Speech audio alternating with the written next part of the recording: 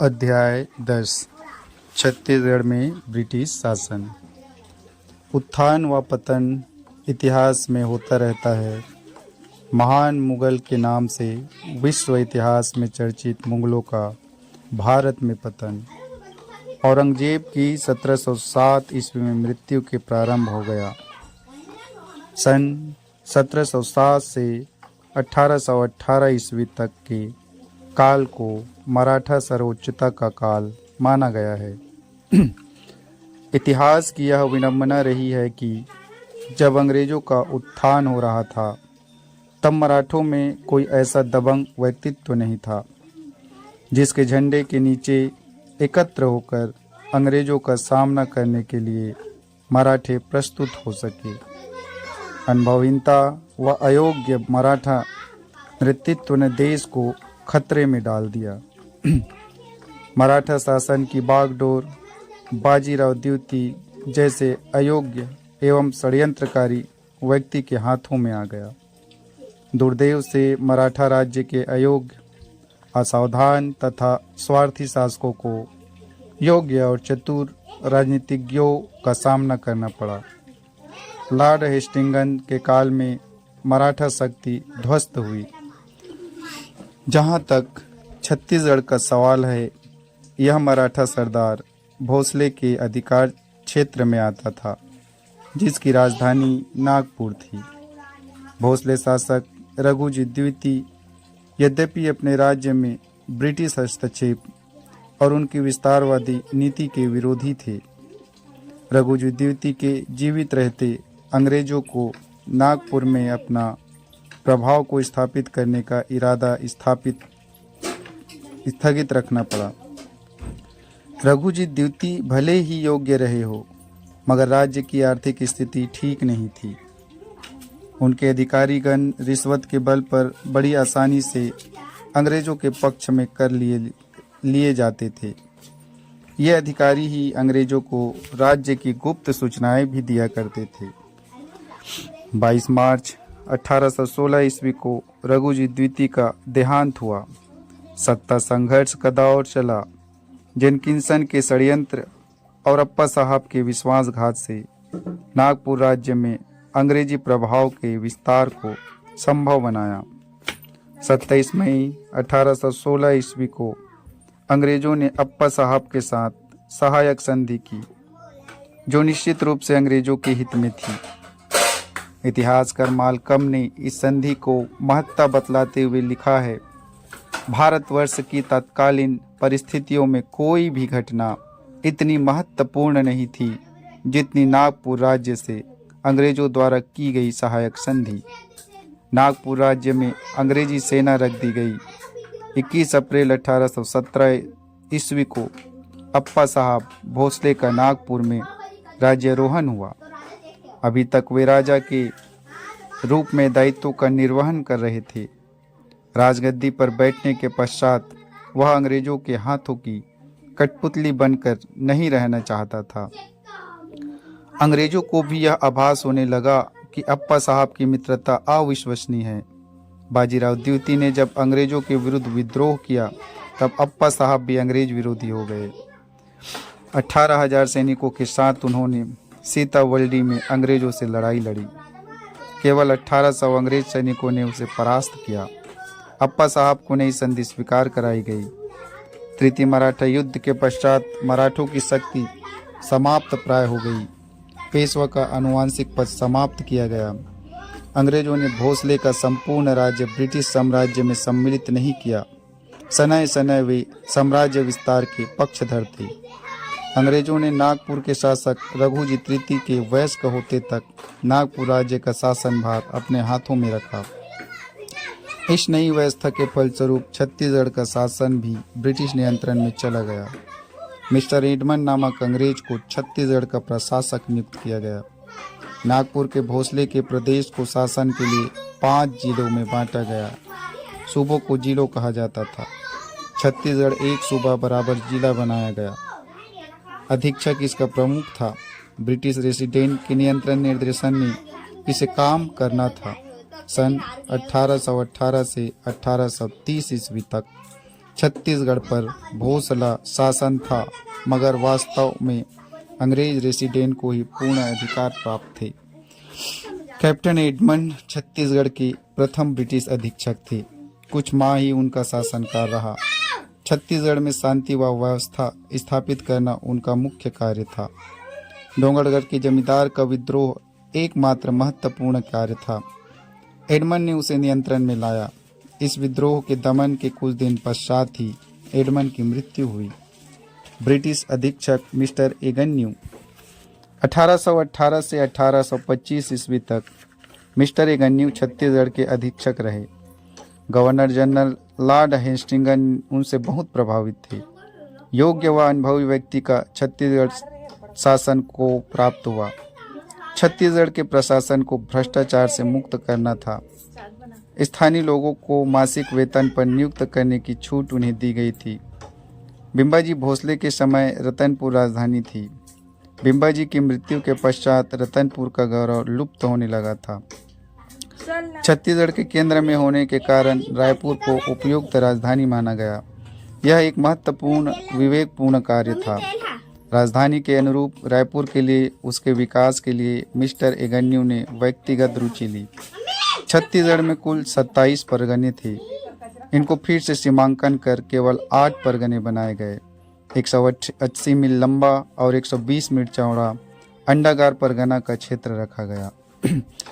कमाविजदार को परगना का प्रमुख अधिकारी बनाया गया। इन्हें अधीक्षक के निर्देशन में कार्य करना था।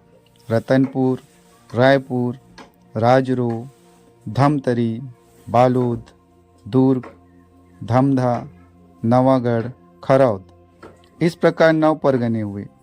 कमाविजदारों की प्रतिष्ठा में काफ़ी वृद्धि हुई। सबसे पुराना परगना रायपुर और सबसे नया परगना राजरो था। रायपुर परगने के अंतर्गत 1030 ग्राम, रतनपुर के अंतर्गत 965 ग्राम आते थे। एगन्यू ने धमधा के गोड़ राजा के विद्रोह को शांत किया और सोना खान के जमींदार को उसके द्वारा हड़पी खालसा भूमि वापस करने के लिए बाध्य किया। सैनिक सुधार के अंतर्गत एगन्यू ने छत्तीसगढ़ के लिए 3000 घोड़े निर्धारित किए। अनियमित सेना का भी संगठन किया। सन 1818 में ब्रिटिश रेजिडेंट जेनकिंसन ने छत्तीसगढ़ की यात्रा की। उनकी रिपोर्ट के अनुसार यहाँ का राजस्व 4,16,005 रुपये था, जिसमें जमींदारों से प्राप्त 27,526 रुपये सम्मिलित थे। मिस्टर जेनकिंसन ने इस बात पर संतोष व्यक्त किया कि छत्तीसगढ़ सूबे पर ब्रिटिश नियंत्रण स्थापित होने का जनता ने स्वागत ही किया। शांति व व्यवस्था के पक्षधर रहे।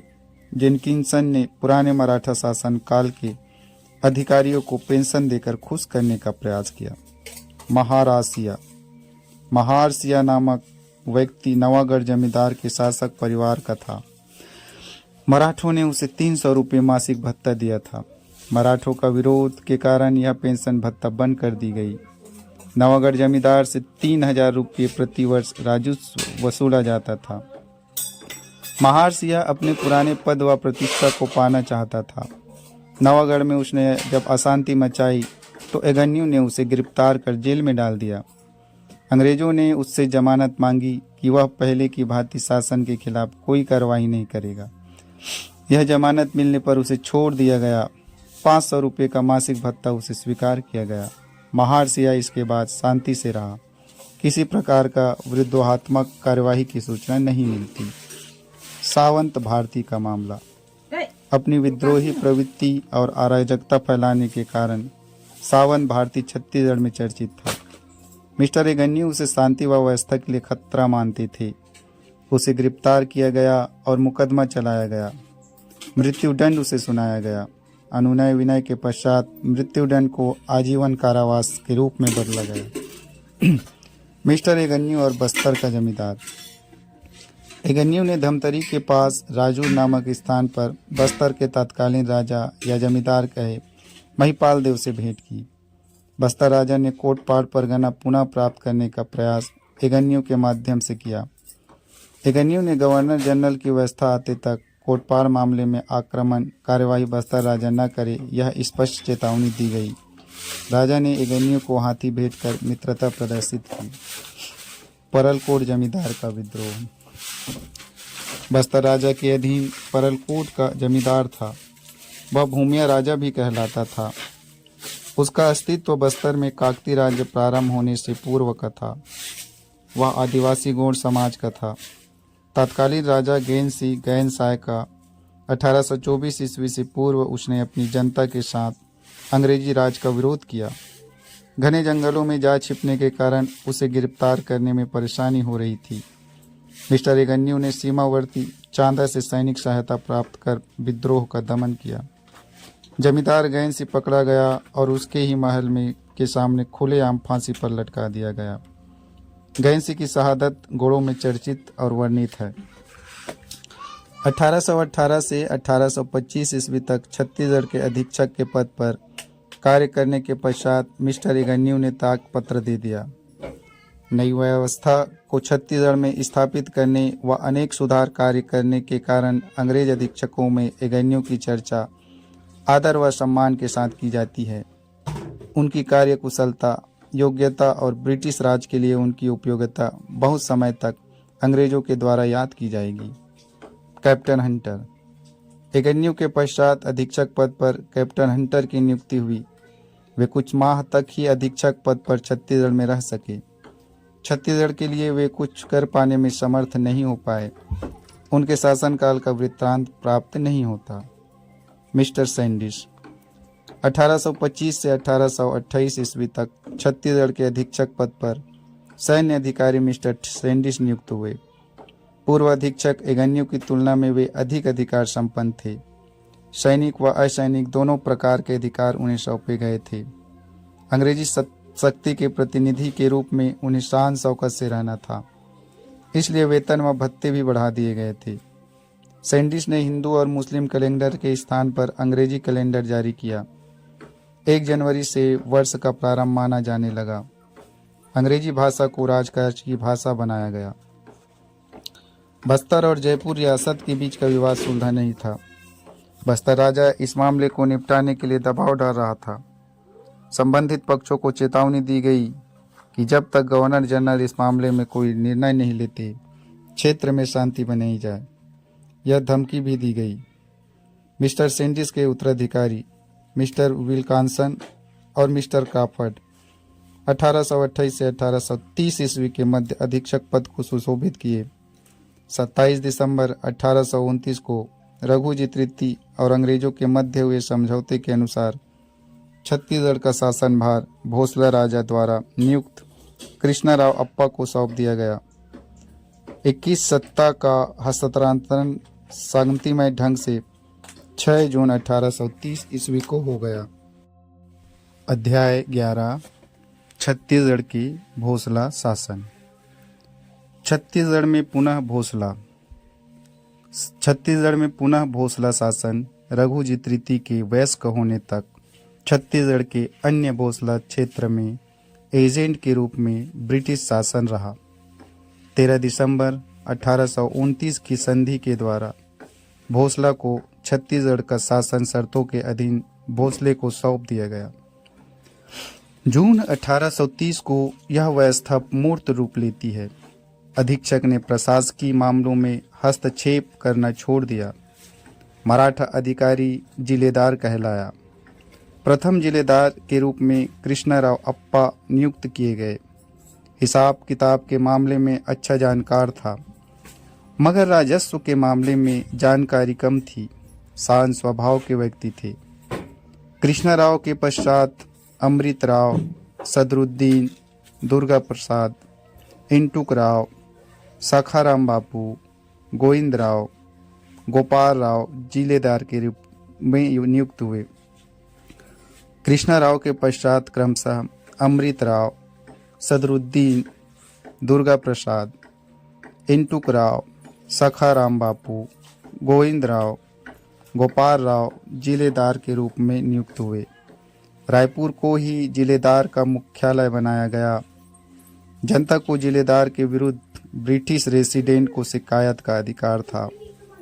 इस व्यवस्था ने छत्तीसगढ़ को मराठा भर्राशाही से बचाने में सहायता पहुंचाई। नागपुर स्थित ब्रिटिश रेसिडेंट अभी भी ताकतवर व्यक्ति था। राजा चाहे तो प्रशासन के संबंध में रेसिडेंट से मंत्रणा कर सकता था। 1830 ईस्वी से 1854 ईस्वी तक छत्तीसगढ़ में भोसलों का शासन रहा। इस अवधि में शासन व्यवस्था निम्नानुसार रही। पहला, राजस्व व्यवस्था। कुछ परगनों में कर की दरों में परिवर्तन किया गया। शेष मामले में अंग्रेजी व्यवस्था कायम रखी गई। जिलेदार शासन विषयों के बारे में अपनी रिपोर्ट भोसला राजा को भेजता था। शासन में चुस्ती, कड़ाई और नियमितता का अभाव दिखलाई पड़ने लगा। राजस्व की वसूली भी समय पर नहीं हो पाती थी। संबंधित अधिकारियों कर्मचारियों का आलस्य ही इसका मुख्य कारण था। पटेलों की संख्या बढ़ गई थी। 1830 ईस्वी में ही राजस्व में लगभग 31,755 रुपये की कमी आई। राज्य में नागपुरी सिक्के चल रहे थे। रेसिडेंट सिक्कों में एक रूपता लाने का सुझाव दे रहे थे। 8 प्रकार के सिक्के प्रचलन में थे। न्याय व्यवस्था। अंग्रेजी न्याय व्यवस्था को बनाए रखा गया। कड़ाई के स्थान पर ढीलापन यहाँ भी दिखाई देने लगा। न्याय के प्रति अधिकारियों कर्मचारियों की उदासीनता की शिकायतें रेसिडेंट से होती रहती थी। न्याय महंगा व दीर्घकालीन हो गया। पुलिस व्यवस्था। अंग्रेजी काल की पुलिस व्यवस्था भी बनाए रखी गई। पुलिस की स्फूर्ति व कर्तव्य परायणता में कमी आई। छत्तीसगढ़ सामान्यतः शांति प्रिय क्षेत्र था। अपराधों की न्यूनता थी। पुलिस की सुस्ती से आपराधिक प्रवृत्ति की बढ़ने की आशंका थी। पुलिस की भ्रष्टता चिंताजनक थी। डाकुओं और लुटेरों के गिरोह सक्रिय हुए। मुल्तानी लोग इस संदर्भ में उल्लेखनीय हैं। अपनी लूट का चौथाई भाग ये स्थानीय जमींदारों को देते थे। सलावत, उदाहुश, प्यारे जमादार मुल्तानी नेता थे। रोहिल्ला के रूप में ग्रामीण जन इन्हें याद करते हैं। कैप्टन स्लीमन के नेतृत्व में ब्रिटिश सरकार ने ठगों के दमन के लिए जो कार्यवाही की उसका लाभ छत्तीसगढ़ को भी मिला। हीरा नायक को सहसपुर के जमींदार ने पकड़ा और अंग्रेजों के हवाले किया। नरबली प्रथा। अंग्रेजी शासन को यह शिकायत मिली कि बस्तर, करौज जैसी जमींदारियों में नरबली देने की प्रथा है। इस अमानवीय कार्य प्रथा को बंद कराने के लिए अंग्रेज उद्धत हुए, मगर स्थानीय शासन का भरपूर सहयोग न मिलने के कारण सफल नहीं हुए। नागपुर के राजा ने सहयोग का वचन दिया। बस्तर में एक पैदल सेना की टुकड़ी भेजी गई। जांच पड़ताल की गई। अंग्रेजी टुकड़ी की तैनाती ने नरबली को रोकने में सहायता पहुंचाई। धमधा के गोड़ राजा का विद्रोह। एक पुजारी के नेतृत्व में धमधा को गोड़ों ने विद्रोह किया। रायपुर के जिलेदार ने त्वरित कार्रवाई करते हुए एक सैन्य टुकड़ी भेजी। घोड़ों का उपद्रव फैलने से पहले ही शांत कर दिया गया। भोसला राजा की इस संदर्भ में अंग्रेजों ने सराहना की। रघुजी तृतीय के कार्यों का मूल्यांकन।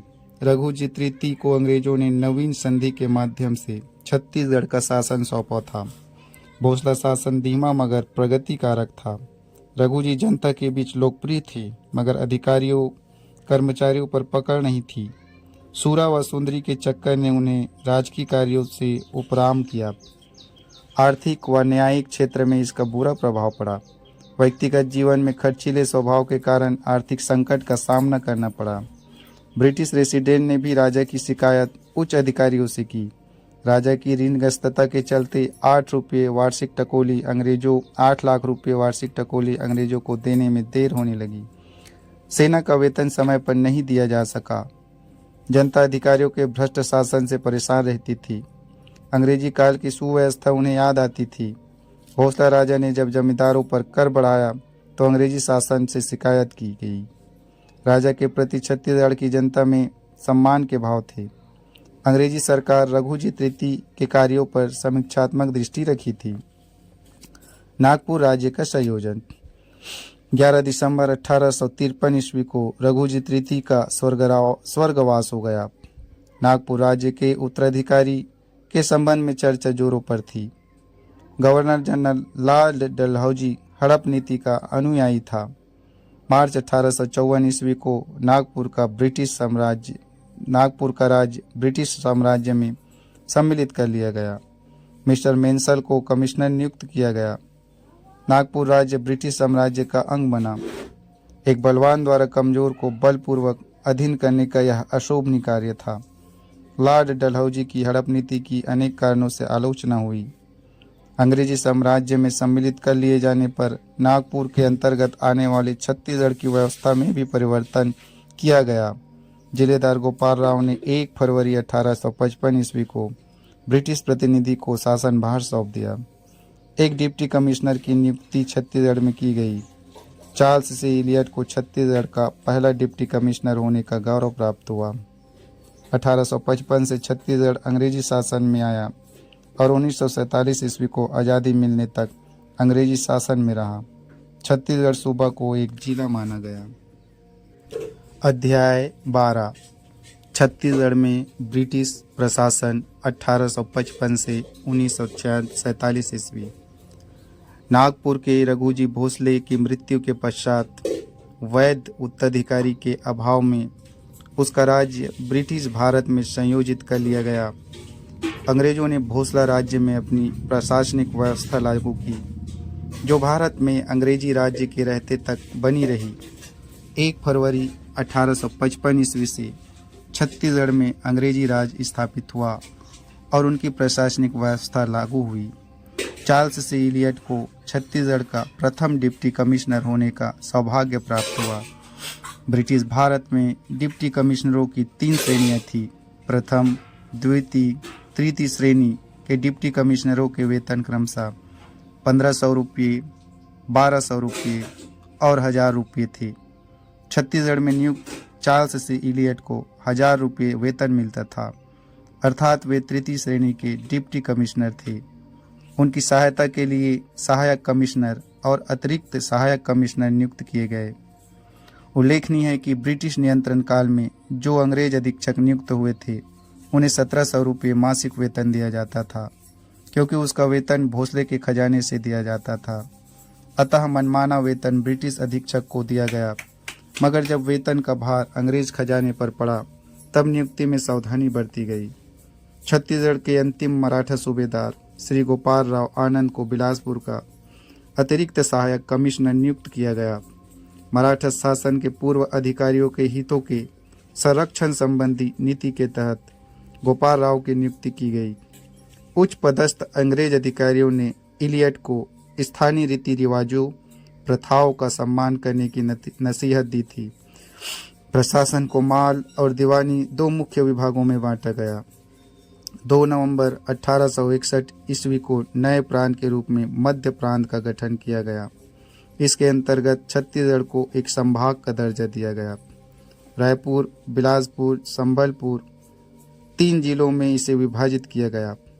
इस व्यवस्था में परिवर्तन सन 1905 में आया, जब संबलपुर का भाग मध्य प्रांत से निकलकर बंगाल में सम्मिलित कर दिया गया और चांग बखार, कोरिया, सरगुजा, उदयपुर, जसपुर बंगाल से निकालकर मध्य प्रांत में सम्मिलित किए गए।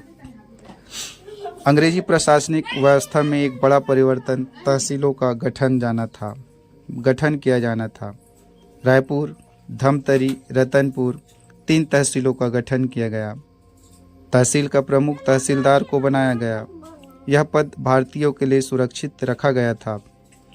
तहसील के नीचे परगने रखे गए, जिनके प्रमुख नायब तहसीलदार को बनाया गया।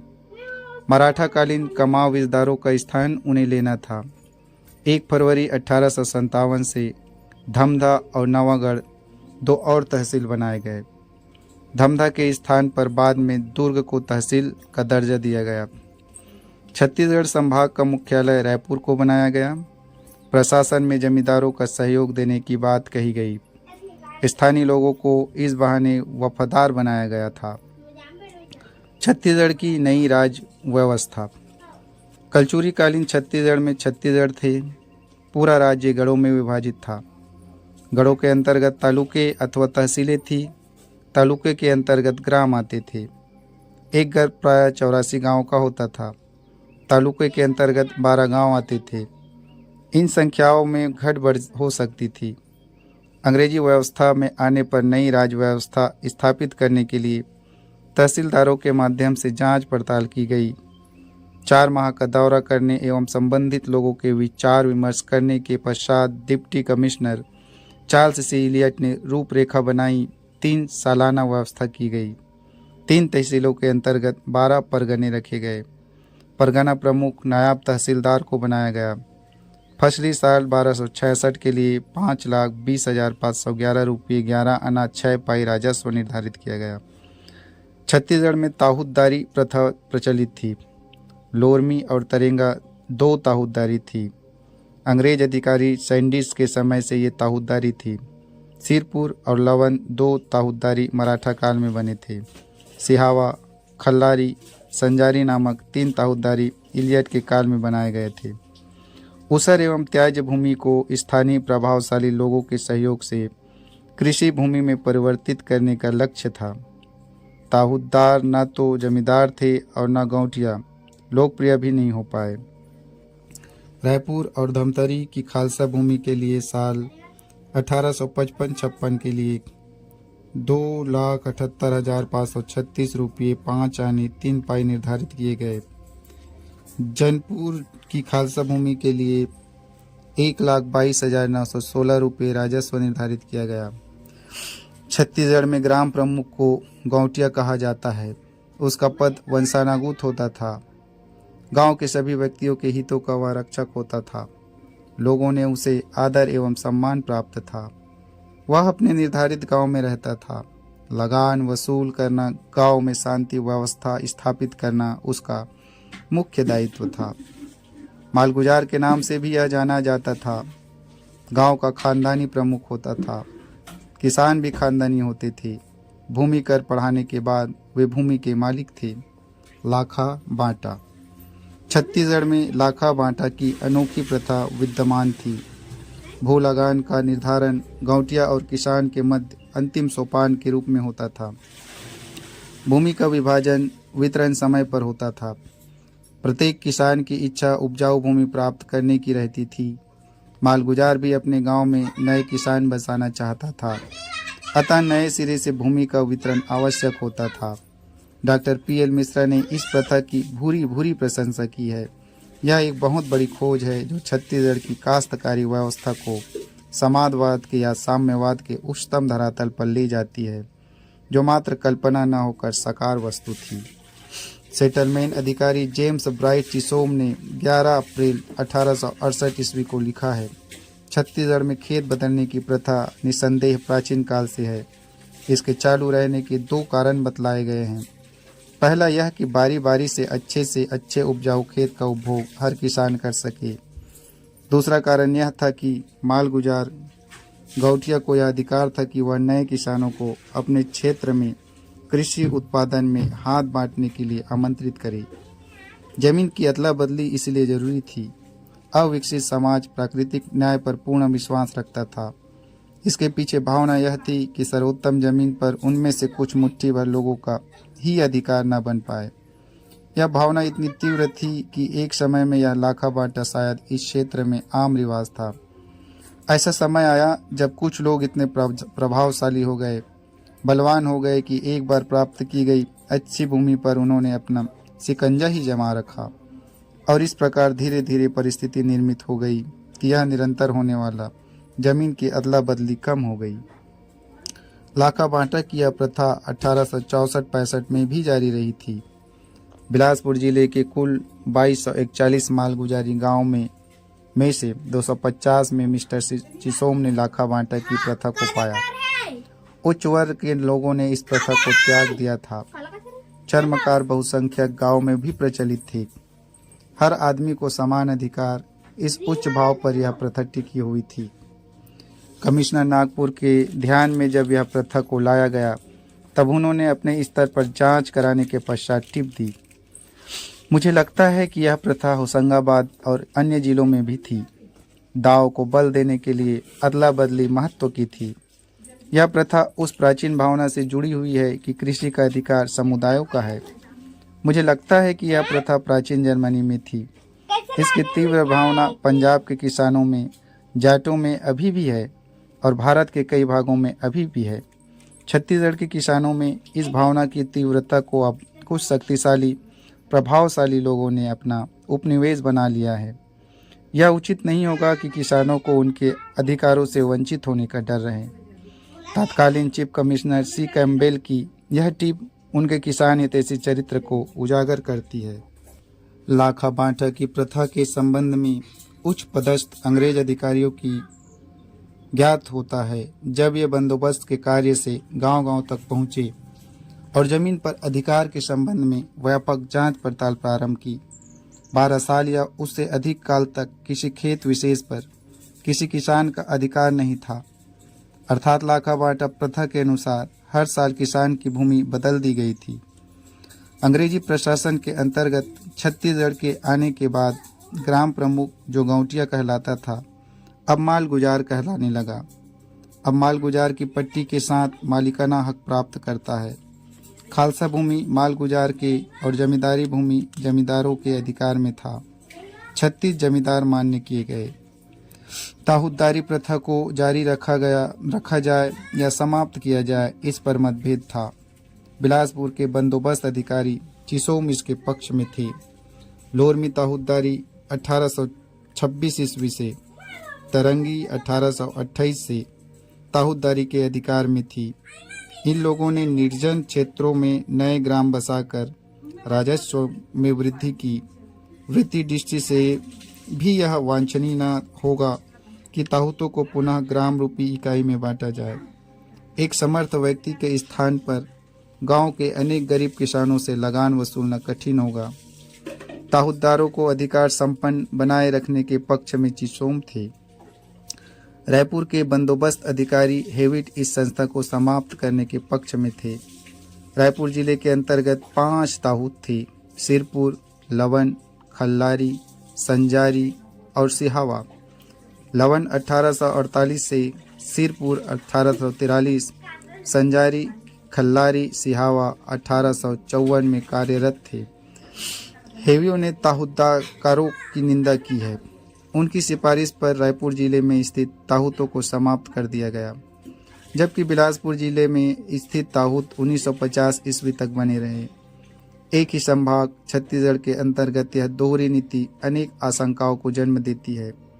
छत्तीसगढ़ में ताहूदारों को दिए गए सनद के अनुसार आबाद व निराबाद गांव को जो ताहूदार को दिए जाते थे, उसका विवरण रहता था। जमीन संबंधी विवादों को गांवटियों के एक समूह के पंचायत द्वारा निपटाने की बात होती थी। रिकॉर्ड में उन्हें पटेल लिखा गया है। सामंती राज्यों की व्यवस्था पॉलिटिकल एजेंट देखते थे। उसका मुख्यालय रायपुर में था। सुप्रिटेंडेंट पोस्ट ऑफिस का मुख्यालय भी रायपुर में था। ताहूदारों को पटेल की हैसियत से कर्तव्यों के निर्वहन की सीख दी गई। 1861 में छत्तीसगढ़ में जमींदारियों के क्षेत्रफल को छोड़कर 13,000 वर्ग मील भूमि आती थी। जनसंख्या 6 लाख थी। संपूर्ण भू राजस्व जमींदारों को मिलाकर 5,78,831 रुपये थी। छत्तीसगढ़ में जमींदारी प्रथा का इतिहास पुराना है। ब्रिटिश आधिपत्य में आने के पश्चात संबंधों को लिखित व परिभाषित किया गया। मापदंडों में सही बैठने पर 14 जमींदारियों को सामंती राज्य का दर्जा दिया गया। वृंदा नवागढ़ का जमींदार समय पर समझौते पर हस्ताक्षर न कर पाने के कारण जमींदार ही बना रहा।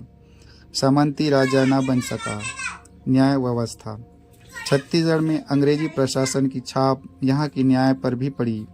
जिले व तहसील में प्रशासनिक अधिकारियों को ही न्याय व्यवस्था सौंपी गई। मराठाकालीन न्याय व्यवस्था या परंपरा न्याय व्यवस्था में कोई महत्वपूर्ण परिवर्तन नहीं किया गया। सहायक कमिश्नरों, अतिरिक्त सहायक कमिश्नरों, तहसीलदारों को ही न्याय संगठन का कार्य सौंपा गया। दीवानी, फौजदारी, माल संबंधित मामलों में पंजाब में प्रचलित कोड का पालन किया गया। नागपुर के रेसिडेंट जेनकिंसन ने जो व्यवस्था लागू की थी, उसके अनुसार जनता के हितों को ध्यान में रखने की सलाह थी। तहसीलदारों को दीवानी मामलों में जांच पड़ताल का दायित्व सौंपा गया। 300 रुपये तक दीवानी मामलों की सुनवाई करने व फैसला देने का उन्हें अधिकार दिया गया। एक पक्षी निर्णय देने का अधिकार तहसीलदार को नहीं था। गवाही तत्काल ली जाती थी। गवाहियों का प्रति परीक्षण भी किया जाता था। 2 माह के भीतर तहसीलदार के निर्णय के विरुद्ध अपील किया जा सकता था। प्रति माह निपटाए गए न्यायिक मामलों की रिपोर्ट डिप्टी कमिश्नर को भेजी जाती थी। 1856 में न्याय कार्य के लिए 13 कर्मचारियों की नियुक्ति की गई। 1857 ईस्वी में 5 और कर्मचारी नियुक्त किए गए। नायब तहसीलदारों को 1856 के सितंबर माह से न्यायिक अधिकारियों से वंचित किया गया। उन्हें राजस्व वसूली का मुख्य कार्य ही करना था। जिला मुख्यालयों के लिए डिप्टी कमिश्नर और सहायक कमिश्नर को न्यायाधीश के रूप में भी कार्य करना था। अपील संभागीय कमिश्नर को की जाती थी। 1 जनवरी 1863 ईस्वी से यह नई व्यवस्था छत्तीसगढ़ में लागू की गई। फौजदारी मामलों की सुनवाई तहसीलदार व डिप्टी कमिश्नर को सौंपी गई। कमिश्नर को अंतिम आदेश प्रसारित करने का अधिकार दिया गया। आजीवन कारावास का दंड दे सकता था। मृत्यु दंड का अधिकार उसे नहीं था। बाद में यह अधिकार भी कमिश्नर को प्राप्त हो गया। तहसीलदार 50 रुपयों तक की चोरी, बदमाशी, घूसखोरी, धोखाधड़ी, संदेहास्पद मृत्यु संबंधी फौजदारी मामलों की सुनवाई कर सकता था। जुर्माने के साथ साथ कोड़े से मारने का दंड भी दिया जाता था। हत्या के मामले में डिप्टी कमिश्नर को भी केवल गवाहियों का लेखा तैयार करने का अधिकार था। कमिश्नर ही सजा देने का हकदार था। सन 1860 ईस्वी में छत्तीसगढ़ के रायपुर जिले में कुल 1111 अपराध हुए। इनमें से 368 मामलों में अपराधियों को सजा दी गई। 649 अपराधियों पर जुर्माना लगाया गया। सन 1862 ईस्वी में पुलिस व्यवस्था में सुधार से न्याय व्यवस्था में भी सुधार आया। इसी वर्ष बेत मारने की सजा समाप्त की गई। स्थानीय प्रमुखों की सहायता से अपराधों पर काबू पाने की सिफारिश की गई। पुलिस व्यवस्था छत्तीसगढ़ के आकार प्रकार की दृष्टि से पुलिस बल की अपर्याप्तता महसूस की गई। केवल 149 कर्मचारी कार्यरत थे। प्रत्येक परगने के लिए 1 दफेदार तथा 30 कांस्टेबल नियुक्त किए जाने की मांग की गई। 1856 ईस्वी में 785 व्यक्ति पुलिस बल में सम्मिलित किए गए। 4 पुलिस विभाग बनाए गए। रायपुर तहसील, धमतरी तहसील, रतनपुर तहसील, तहसीलदारी क्षेत्रों में 15 पुलिस थानों की व्यवस्था की गई। 1858 से पुलिस मैनुअल लागू किया गया। ड्रेस, हथियार, ड्रिल और अनुशासन के संबंध में नियम बनाए गए। कर्मचारियों को वर्दी में रहने का आदेश दिया गया। निजी व्यवसाय की मनाही की गई। महिला को थाने में रखने से मना किया गया। रायपुर से बिलासपुर के बीच सड़क की सुरक्षा हेतु पुलिस थानों का गठन किया गया। पुलिस को मासिक नगद वेतन दिया जाने लगा। 1 नवंबर 1861 से नई व्यवस्था लागू की गई। जमींदारी क्षेत्रों में पुलिस व्यवस्था जमींदारों द्वारा की जाती थी। पुलिस सुपरिटेंडेंट को 700 रुपया मासिक वेतन दिया जाता था, जबकि कांस्टेबल को 5 से 7 रुपये मासिक देय था। जेल व्यवस्था रायपुर में एक छोटे से मकान को जेल के रूप में प्रयुक्त किया जाता था। 200 कैदी इसमें रह सकते थे। 1 अप्रैल 1858 से कैदियों के लिए जेल में भोजन की व्यवस्था की गई। इससे पूर्व उन्हें राशन दिया जाता था। अपना भोजन वे स्वयं बनाते थे। डिप्टी कमिश्नर जेल व्यवस्था का निरीक्षण करते थे। 1861 ईस्वी में रायपुर जेल में कैदियों की संख्या 493 थी। सिविल सर्जन को कैदियों के स्वास्थ्य की देखभाल का दायित्व सौंपा गया। नया जेल भवन बनाना तय हुआ।